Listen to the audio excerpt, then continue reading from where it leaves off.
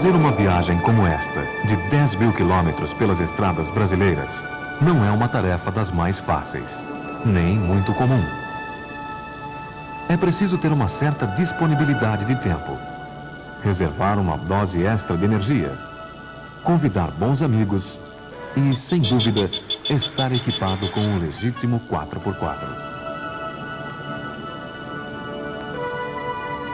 A etapa inicial desta viagem, realizada pela Land Rover do Brasil, aconteceu entre São Paulo e Rondônia, passando pelos estados do Mato Grosso.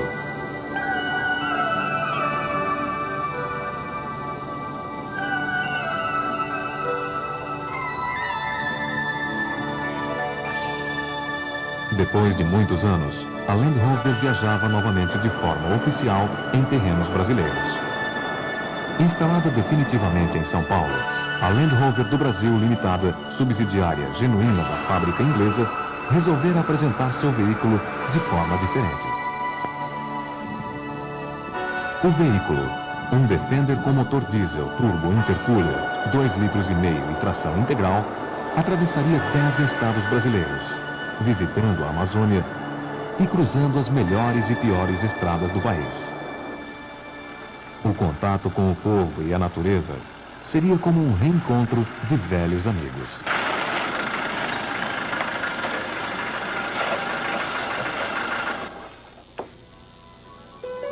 A primeira parada foi na divisa com o Mato Grosso do Sul. A vacinação contra a febre amarela aqui é obrigatória e feita gratuitamente em postos do governo.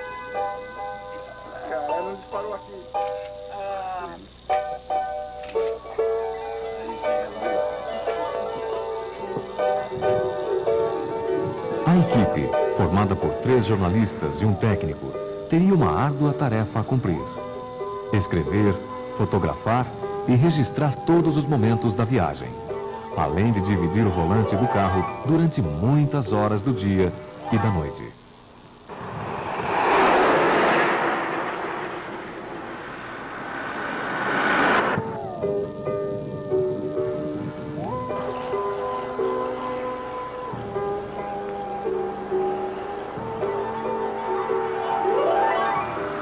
Uma infinidade de paisagens diferentes marcou a passagem pelos estados do Mato Grosso. Quando o sol baixava, a viagem tornava-se mais cansativa e perigosa. A má conservação do asfalto da rodovia e a falta de acostamentos exigia todo o cuidado possível. Os motoristas de caminhão temem viajar à noite por essas estradas, com medo de assaltos, principalmente na divisa com o estado de Rondônia. Muitas horas foram gastas no assento do Land Rover. Mas isso era apenas o início. No terceiro dia de viagem, o asfalto precário trouxe Porto Velho. A equipe já havia percorrido 2.400 quilômetros desde a sua saída de São Paulo. Enquanto a balsa atrasava nada menos que 25 horas para sair do porto, um caminhão necessitava de ajuda. Foi uma excelente oportunidade para se testar o guincho elétrico instalado no Defender.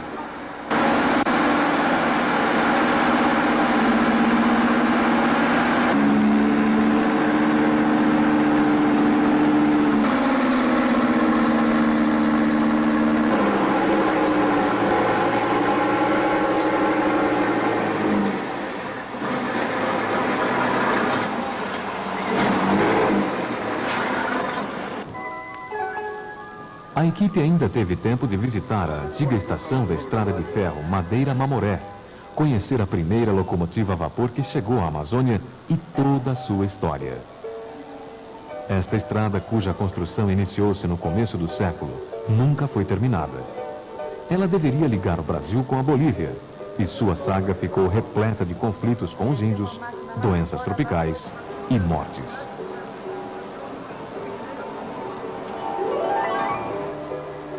De Porto Velho a Manaus, os planos de atravessar a BR-319 tiveram que ser mudados. Esta estrada, que um dia chegou a ser asfaltada, havia desaparecido, simplesmente engolida pela erosão, pela força dos rios e da floresta. A única alternativa agora era descer o Rio Madeira de balsa, cerca de 1.100 quilômetros até Manaus. Este trecho, calculado para durar 2 dias, poderia durar até 10, dependendo das condições do rio. Estas balsas podem transportar até 36 carretas carregadas por vez. A viagem é feita durante dias e noites sem parar, a uma velocidade próxima dos 10 km por hora. O calor é sempre intenso e úmido.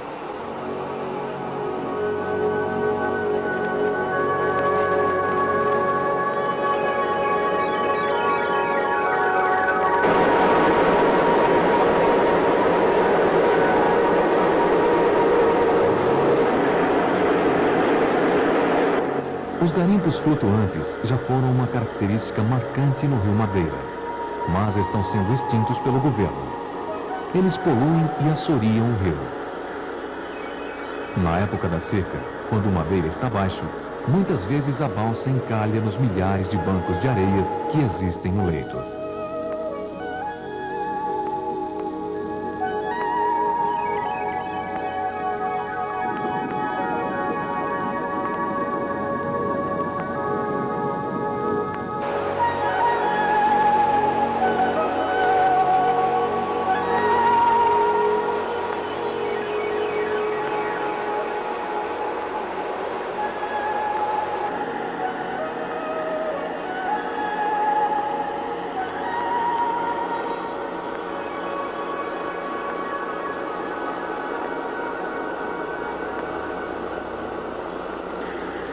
Na porta da bacia amazônica, a paisagem é de tranquilidade e os vilarejos se repetem nas margens do rio.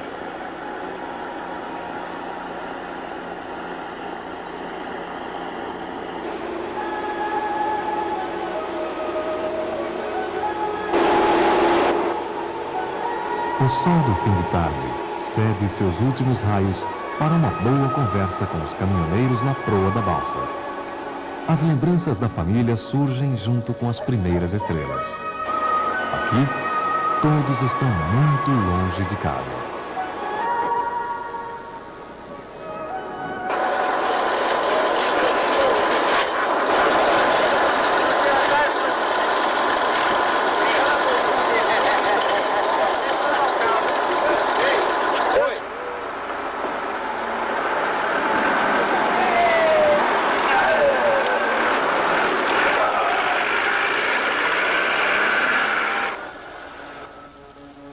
A chegada do Defender e da equipe da Land Rover do Brasil ao Hotel Tropical de Manaus culminou no encontro com a caravana do Camel Trophy, a mais consagrada prova de off-road do mundo.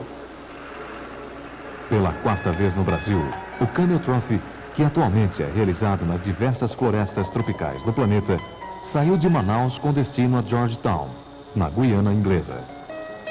Durante os 4 dias, a nossa equipe acompanhou os representantes dos 16 países participantes do evento. O Camel Trophy já existe há 12 anos e, em todas as vezes, os veículos escolhidos foram sempre os Land Rover.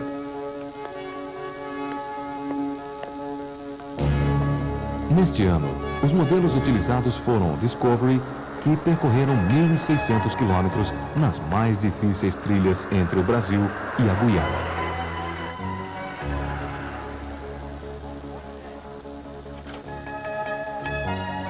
As primeiras provas especiais aconteceram entre Manaus e Boa Vista. Nelas, as equipes tiveram que trabalhar arduamente para conquistarem os primeiros pontos desta etapa. Mesmo para as equipes mais experimentadas, trocar as 4 rodas do carro utilizando apenas um macaco inflável pode não ser uma tarefa tão fácil. Principalmente quando isso tem que ser feito após um dia de chuva e contra o relógio. Tanto para o Camel Trophy quanto para os Discoveries, os desafios apenas começavam.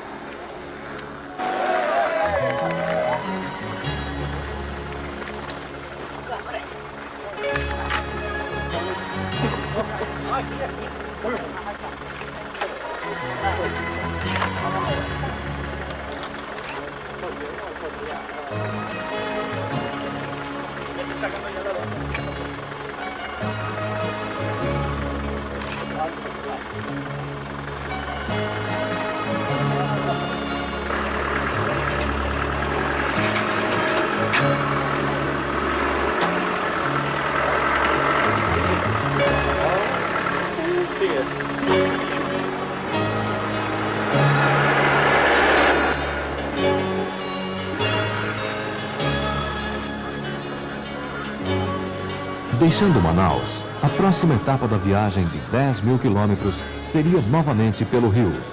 Agora, o Amazonas com destino a Santarém, no Pará.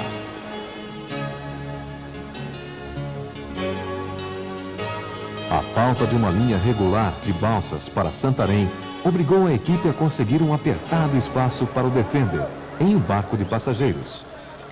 O rio Guamá, totalmente despreparado para este tipo de transporte. Foi necessário retirar o pesado bagageiro do teto do Defender e esvaziar os seus 4 pneus, para que ele coubesse na embarcação.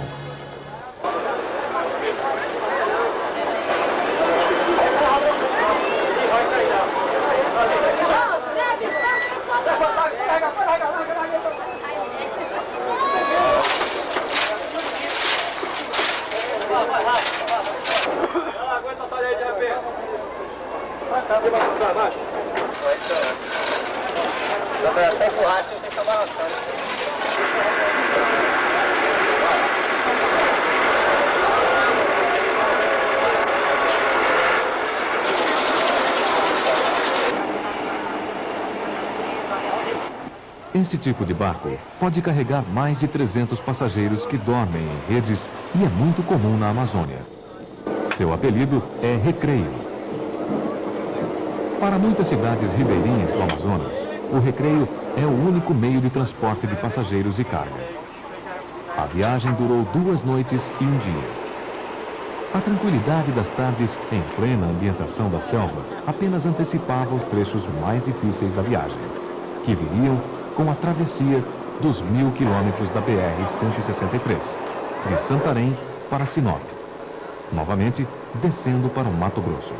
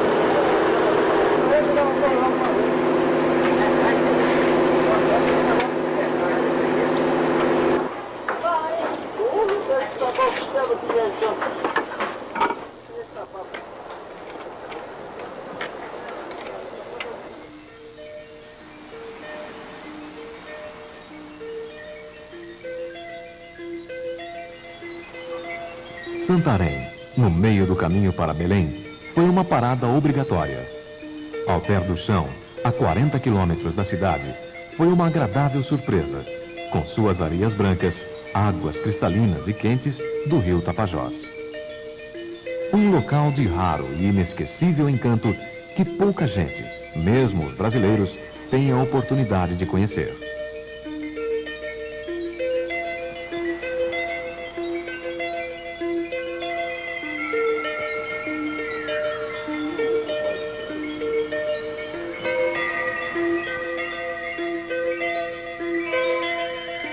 O primeiro trecho, verdadeiramente off-road, se iniciaria só agora.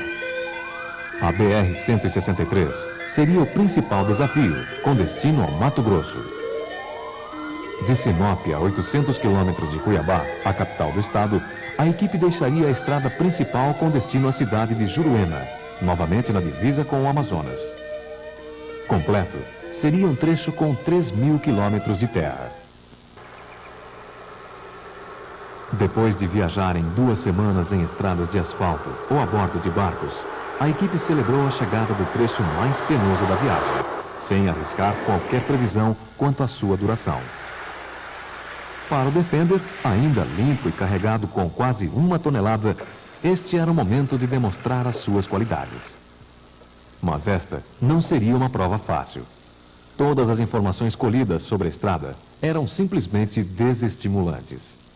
Alguns caminhoneiros diziam que o Defender não conseguiria passar pelos atoleiros e que esta viagem poderia levar semanas. Outros que diversos garimpos espalhados pela estrada estavam cheios de bandidos oportunistas. A equipe deveria se prevenir contra o cólera, a malária e a todo tempo evitar de acampar à beira da estrada.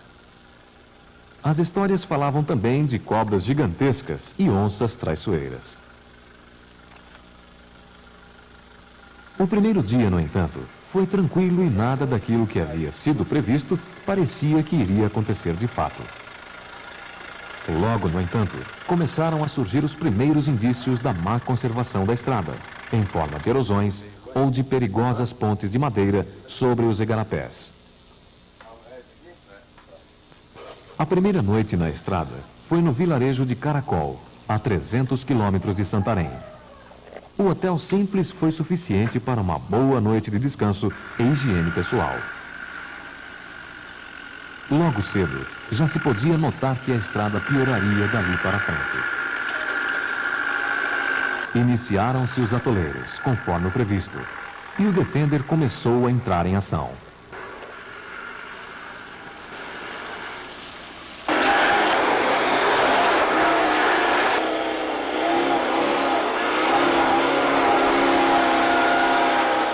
A serenidade dos pequenos rios nesta época do final das chuvas apenas iludia nossos visitantes. Há 40 dias, as águas chegaram a atingir a altura desta ponte. Mesmo tentando consertar os estragos, faltou pouco para um missionário cair dentro do rio com sua Toyota.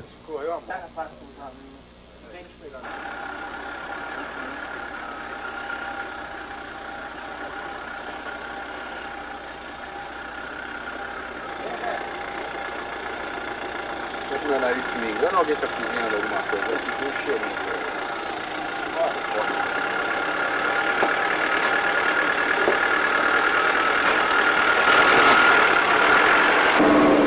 O intenso tráfego de caminhões simplesmente havia destruído longos trechos da estrada. Uma armadilha que eles mesmos teriam que enfrentar na volta. As trilhas, formadas pelos pneus, nem sempre davam alternativas.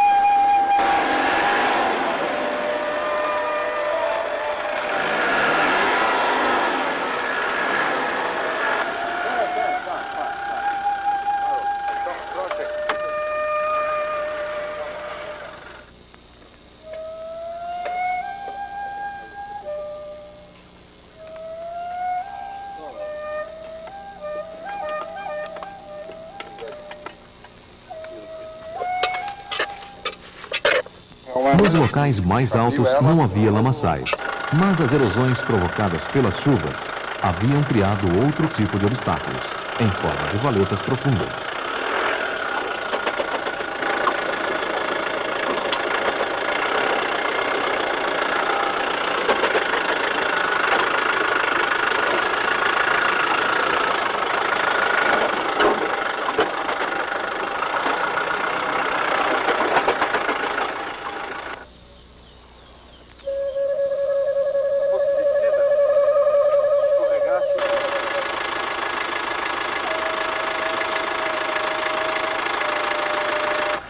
Algumas pontes não resistiram ao inverno amazonense e ao peso excessivo dos caminhões.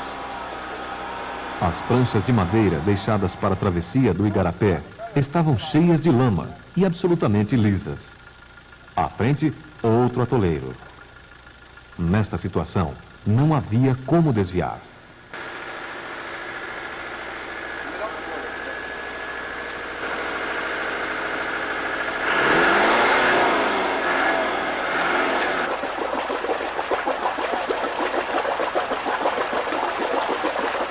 Por várias vezes, o guincho elétrico Warren, com capacidade para 8.000 libras, foi acionado.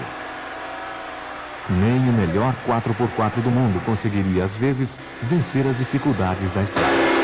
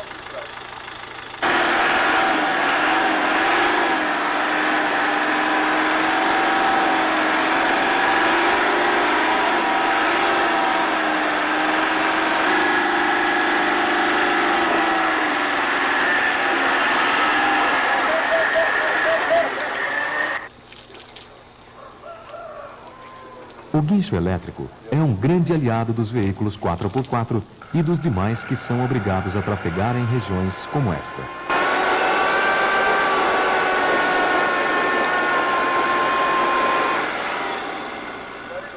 Sem a ajuda do Land Rover, seria muito difícil esse caminhão sair do atoleiro.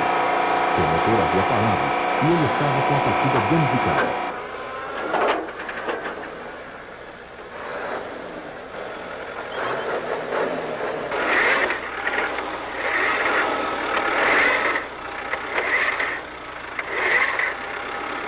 Muitos motoristas enfrentavam as dificuldades da estrada. Quando um caminhão quebrava, era necessário retirá-lo do caminho.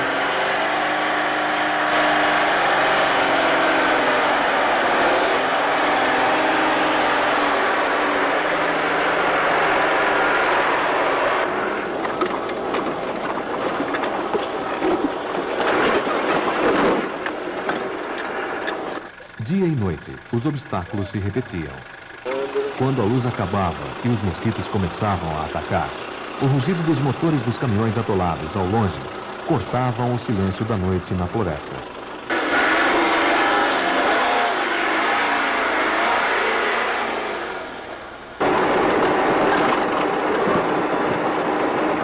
Logo cedo, a equipe encontra com um comboio de caminhões. Eles haviam contratado um trator para ajudá-los a atravessar uma série de grandes atoleiros.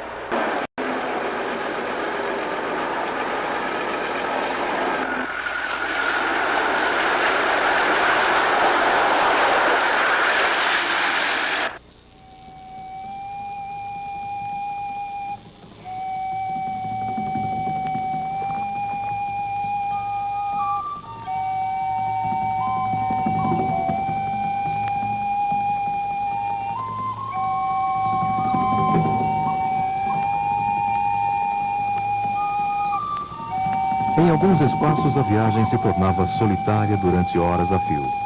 Muitas histórias desta estrada federal perdida no interior da floresta amazônica jamais seriam conhecidas pela equipe da Land Rover. A enorme castanheira permanecia como testemunha silenciosa de uma época distante, quando muitas tribos indígenas ainda viviam por aqui.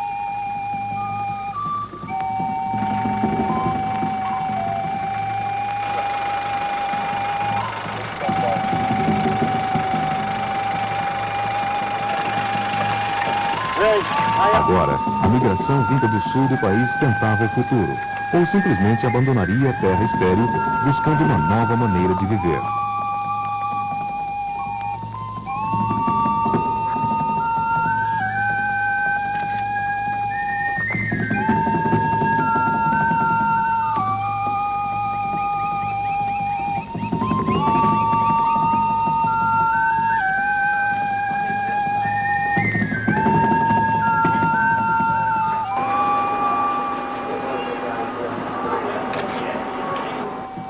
Castelo dos Sonhos é um vilarejo que nasceu de um garimpo e transformou-se em cidade. Ela mantém suas características de cidade pioneira, centralizando o comércio e a economia de dezenas de novos garimpos de ouro na região. Estes estranhos veículos têm o nome de baque-baque e são remanescentes de antigos veículos 4x4, destruídos pelo trabalho. A curiosidade do mecânico da cidade foi satisfeita. O Defender foi criteriosamente analisado e finalmente aprovado para Castelo dos Sonhos. Realidade dourada, perdida nas grandes distâncias do coração do Brasil.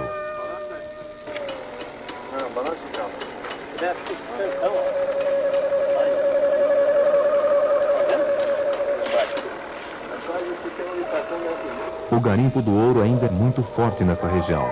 Os produtos vendidos pelo comércio podem ser pagos com dinheiro ou com o próprio metal. As cidades têm sua própria maneira de ser e as suas próprias leis.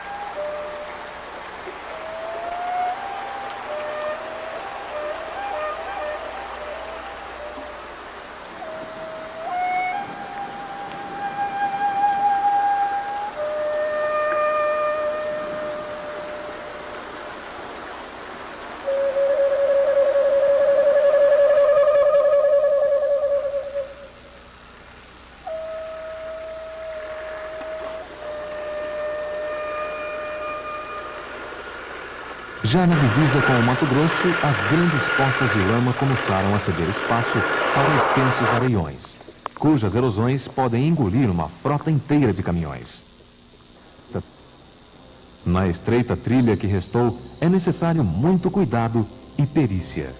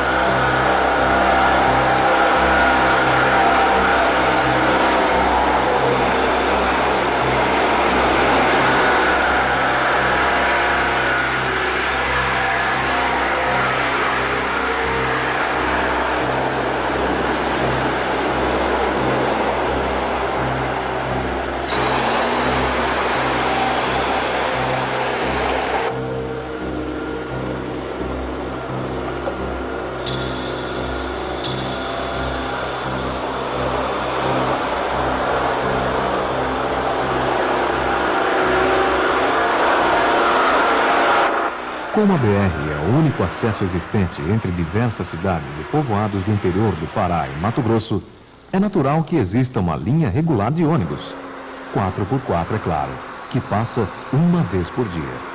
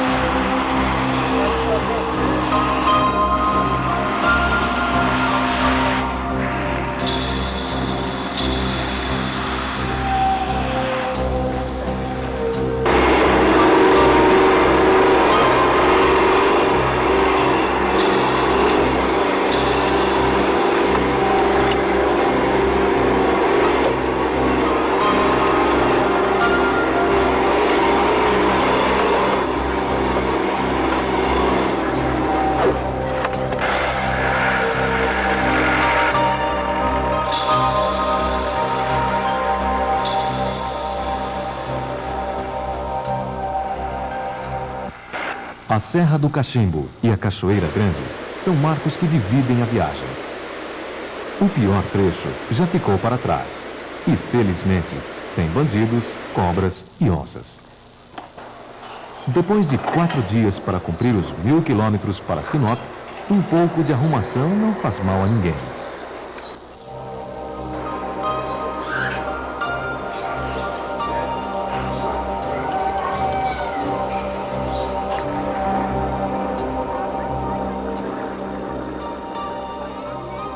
No estado do Mato Grosso, a travessia dos igarapés e rios pode ser feita de maneira mais adequada.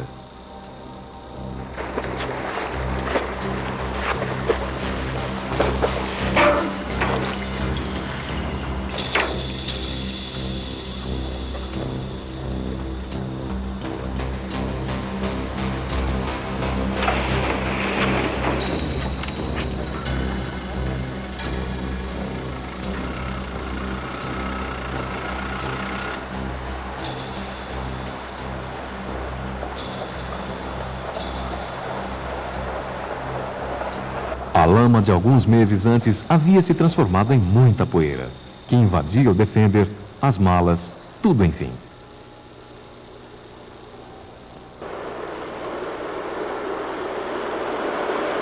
Tá perto também. Da estação da Tuba. Então nós vamos ver aí o início da...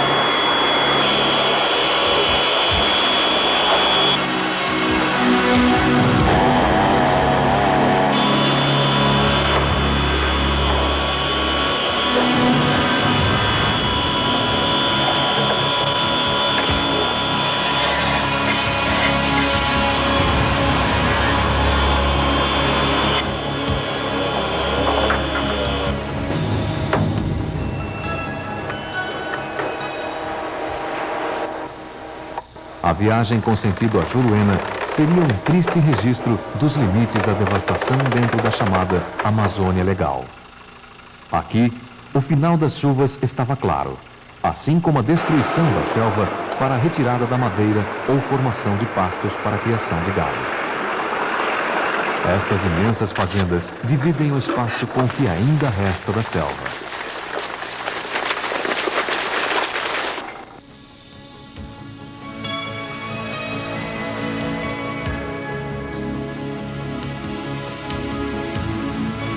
O projeto Juruena, criado pela prefeitura local para lutar contra esta ação desenfreada, representa apenas uma gota no oceano.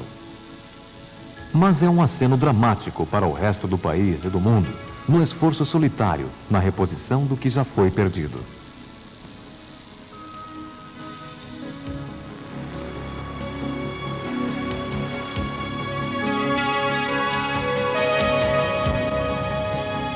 De Cuiabá à cidade de São Francisco, em Minas Gerais, novos trechos de terra e asfalto. Esta etapa cumpriria 8.000 quilômetros de percurso. O Defender estava passando pelo seu mais duro teste efetuado em estradas brasileiras.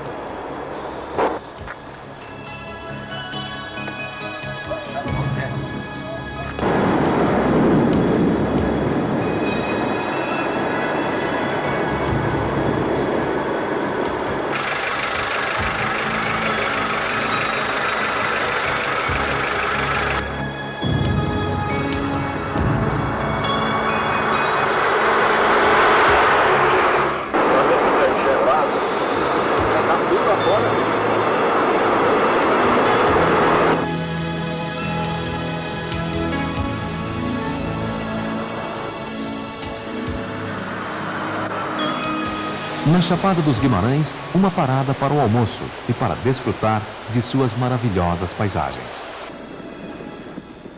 Os cenários brasileiros vão diversificando com os quilômetros rodados. Agora, era a vez de profundos cânions e quedas d'água com 100 metros de altura. Este é o ponto central da América do Sul.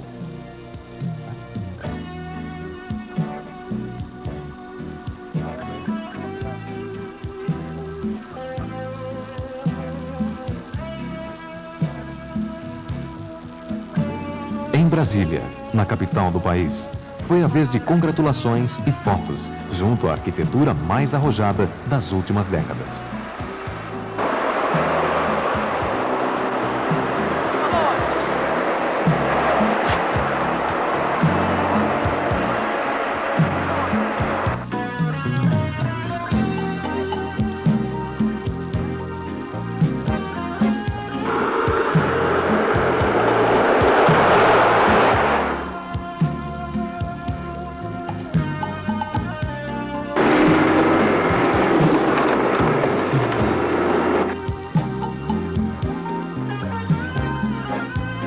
Já em Minas Gerais, quase na divisa com a Bahia, o primeiro e rápido contato com o agreste. Uma vegetação quase desértica e com outro tipo de devastação.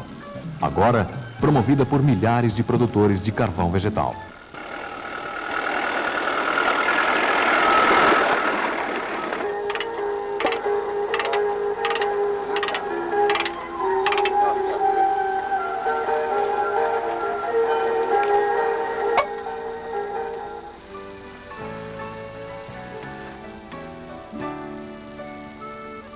O interior do estado de Minas recepcionou a equipe com o seu mais importante rio, o São Francisco, com seu velho barco a vapor e as famosas carrancas.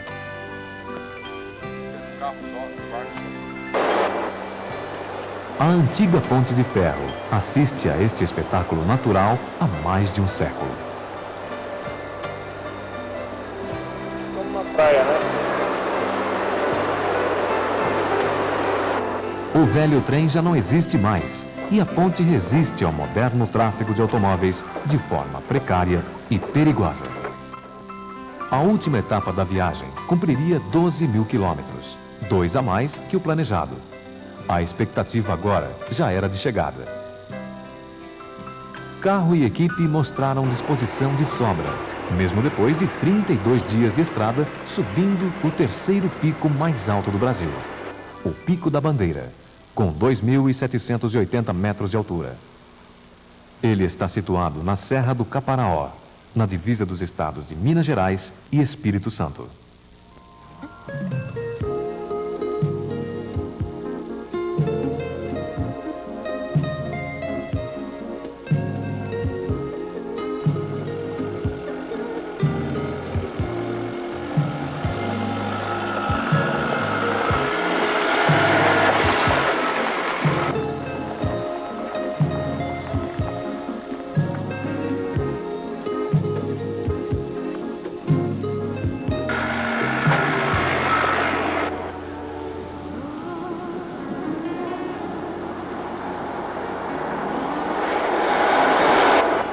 O Cristo Redentor, cartão postal do Rio de Janeiro, não poderia deixar de ser visitado no último estado do percurso. Estamos chegando em casa, né? Hello, Cristo.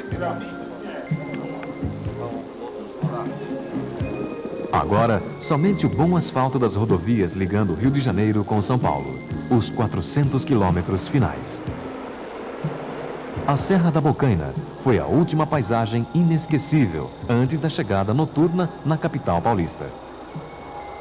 35 dias haviam se passado e o Land Rover Defender havia cumprido todas as exigências da viagem, trafegando nas piores situações de terreno e nas diversas condições de clima existentes no Brasil, sem nenhuma pane ou sinais de cansaço. Estes foram os primeiros 12 mil quilômetros de um longo caminho que a Land Rover estará percorrendo pelas estradas brasileiras, ou fora delas.